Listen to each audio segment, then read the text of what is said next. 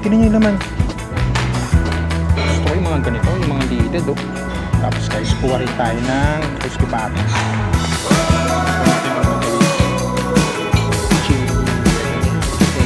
Very scary talaga, very Korean vibe.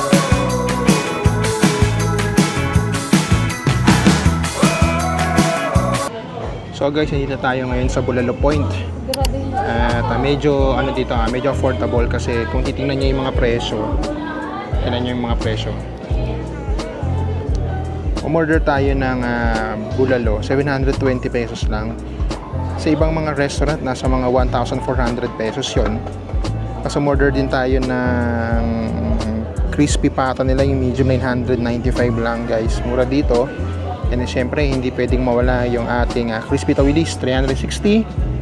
And then umorder din tayo ng pancit canton na regular lang. Tapos umorder din tayo ng isang ripe mango shake at isang melon shake. So yun lang, mura lang dito guys.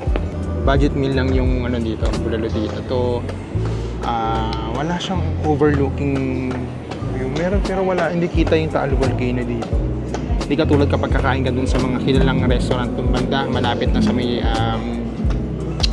Tagaytay Rotonda. So doon talaga may mga ano talaga doon, may mga overlooking. Tsaka medyo pricey doon. So hindi muna tayo doon. Ang trip natin ngayon is budget friendly lang na bulalo kasi gusto lang tayo natin higit talaga ng sabaw.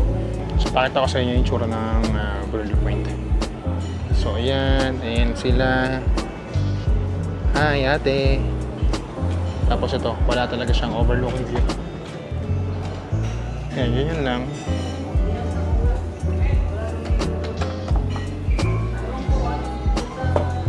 Kung pupunta naman kayo dito guys, madali naman itong puntahan kasi nasa along Tagaytay, nasa Burog lang ito. Galing tayo ng Mendez Crossing, nag-left turn tayo sa ilalim ng Tagaytay flyover. Dire-diretso lang. Tapos magkakatabi na to, may sa tapat ito may Bulalo Capital. And then meron ding diners yung tapat. Yung Cecilia's Buko Pie, yung famous na bilihan ng buko pie dito. So mamaya try natin kung makakadaan tayo dun. And then sa bandang una natin is yung Mr. Ben Tapsilugan. So tignan natin kung solid ba yung bulalo dito. Nag-search talaga ako. Nag-search ako ng mga famous na bulalo dito sa Tagaytay. So lumalabas tong Bulalo Point. And then yun nga, bukod sa masarap is affordable yung kanilang bulalo. So yun, alam niyo, kila sa Tagaytay medyo pricey kasi yung mga kainan dito. Gawa ng syempre, ang binabayaran dito hindi lang yung pagkain, pati rin syempre yung ambience ng restaurant and then yung view ng Taal. So ito kasi itong Bulalo Point, itong branch nila na to, hindi kita yung Taal dito eh. Pero kung trip mo lang talaga is kumain na ng bulalo, tapos ganito yung weather na medyo chilly yung weather ngayon kasi gawa ng nag-ulan-ulan. So puntahan nyo na itong Bulalo Point. Yun oh. Oh, grabe, ang laki ng laman. Oh, magkano to? 725 pesos lang. Grabe, sulit na oh. Tignan nyo yung laman. Oh. Tignan nyo yung kanilang tawilis. And umorder din tayo guys ng crispy pata. Magkano to crispy pata? 900 plus lang. Pero tignan nyo, ang laki na oh. Aba, tignan nyo yung laman.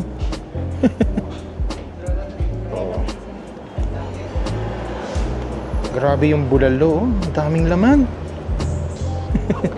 725 pesos, may ganito ka ng bulalo.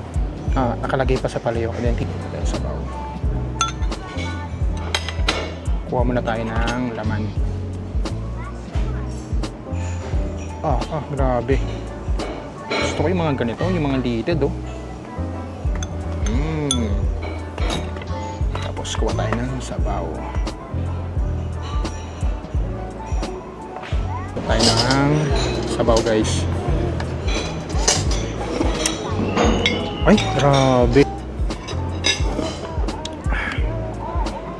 Grabe, napakalambot oh.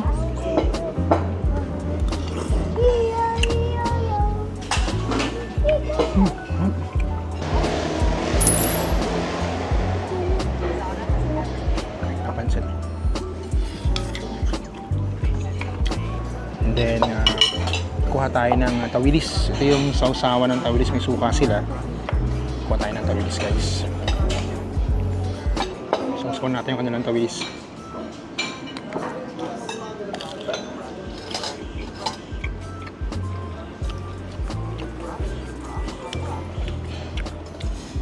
Sarap. Ano talaga, perfect combination talaga yung bulalo tsaka yung tawilis. Hindi talaga pwedeng bulalo lang, hindi pwedeng tawilis lang. Kailangan kapag kakain ka sa Tagaytay, dapat laging partner sila. Tapos guys, kuha rin tayo ng crispy pata. And okay, kuha pa tayo ng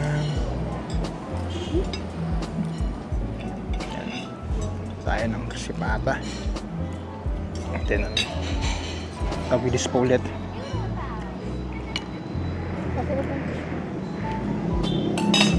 Kain tayo ng aking paboritong pansit.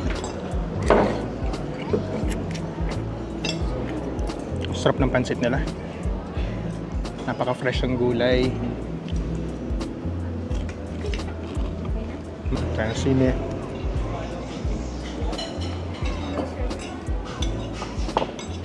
Kalamansi. Sarap pasti. Lagyan natin ng sili. Ay, ito pala, sa tapat ko pala yung patis. Solid. Yan. So, kuha tayo ng sabaw. Patis.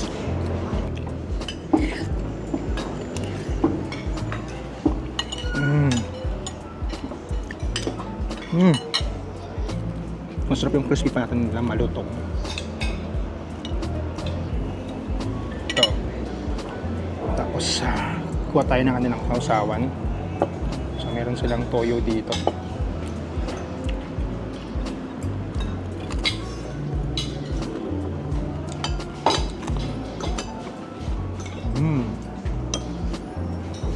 Oh. So, what's your favorite food here? Tawalis. Tawalis. What else aside from tawalis? Bulalos. Bulalo soup. We like bulalo soup. So yun guys, tinikot natin yung mga pagkain. Ang dami natin pagkain. 3,407 lang yung binayaran natin. Diba? Pero yun nga lang cash sila dito, yung Gcash lang. So yun, kung kakain kayo dito, make sure na may dala kayong cash or may Gcash kayo. So yun, tapos namin kumain at hintayin ko na yung sukle and then tara, hanap tayo ng pwede natin makapihan. Okay?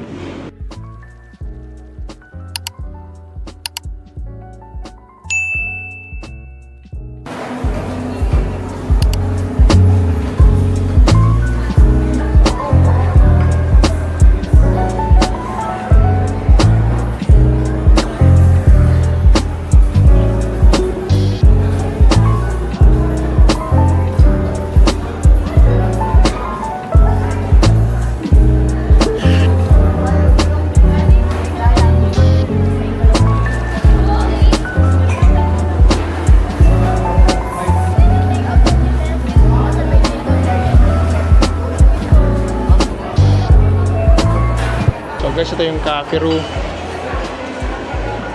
Dito nyo pipick upin yung mga orders. 219 po. 219 sir, apat na drinks. So pa yung mga straw niya. Okay.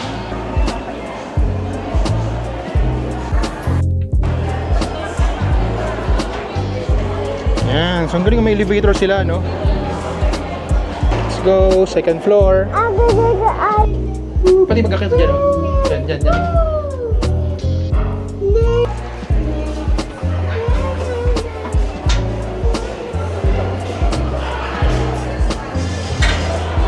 So guys, dito kami sa second floor.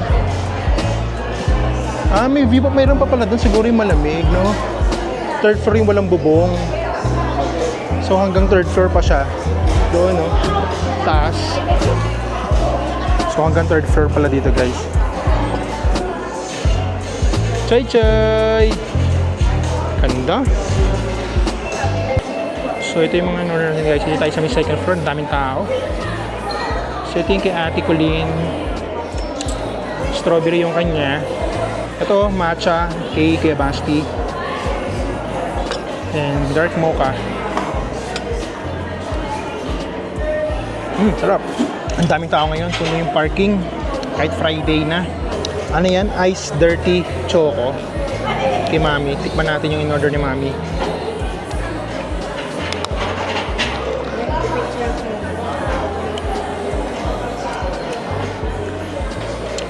Sarap din ito, pero hindi siya masyadong matamis. Lahat titikman natin lahat, syempre.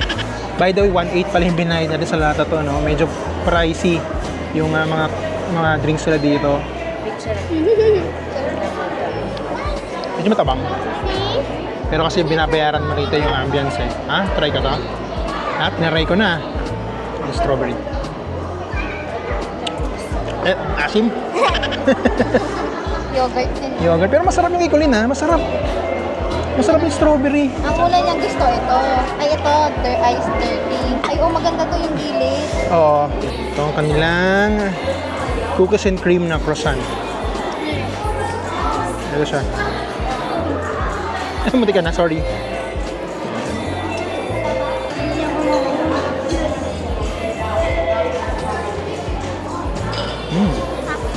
Wow. So guys, tignan medyo pricey dito. Nasa mga lang 230 to 250 pesos yung mga drinks sila.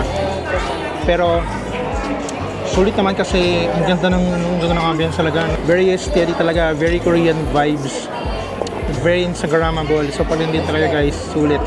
Sulit dito. Medyo ang daming nakapark ngayon, puno yung parking. Pumila pa kami sa labas para makapasok. Ang lasa na matcha, patry nga. Okay lang?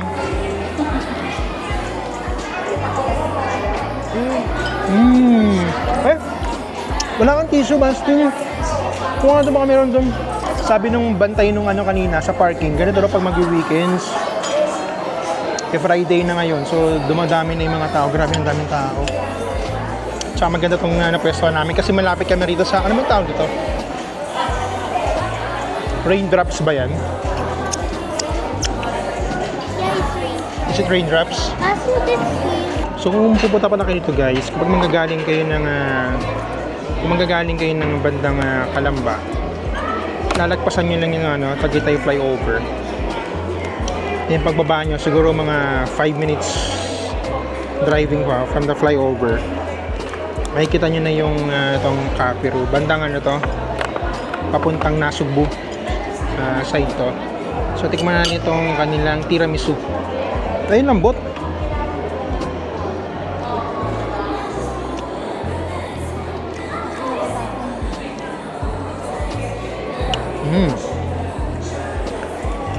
Lasang-lasa talaga yung cocoa. Kasi may cocoa powder sa ibabaw eh. So guys, tignan natin kung anong meron sa third floor. Grabe ang ganda rito, may elevator. So hanggang third floor yung coffee shop na to guys ha, FYI. So hindi kayo kahit ang daming nakapark, hindi nauubusan ng pwesto kasi hanggang third floor. So tingnan natin kung anong meron dito sa labas. So meron pa pala ditong parang outdoor style. Oh, ang ganda oh, umuulan lang talaga. Dali, picture lang kita dyan. Picturean ko lang yung anak ko guys. Tingin ka, tingin. Ganda. Grabe yung relax dito kung wala lang sanang ulan, no? So ayun, balik tayo sa pwesto na sa may second floor. At yun guys, yun lang, hanggang dito lang. Mamaya try natin pumunta sa may Cecilia's kung may time pa. Pero ayun, enjoy muna natin yung gandang view, yung ating coffee, yung drink sa atin, and then yung pastry. So tara, baba na tayo.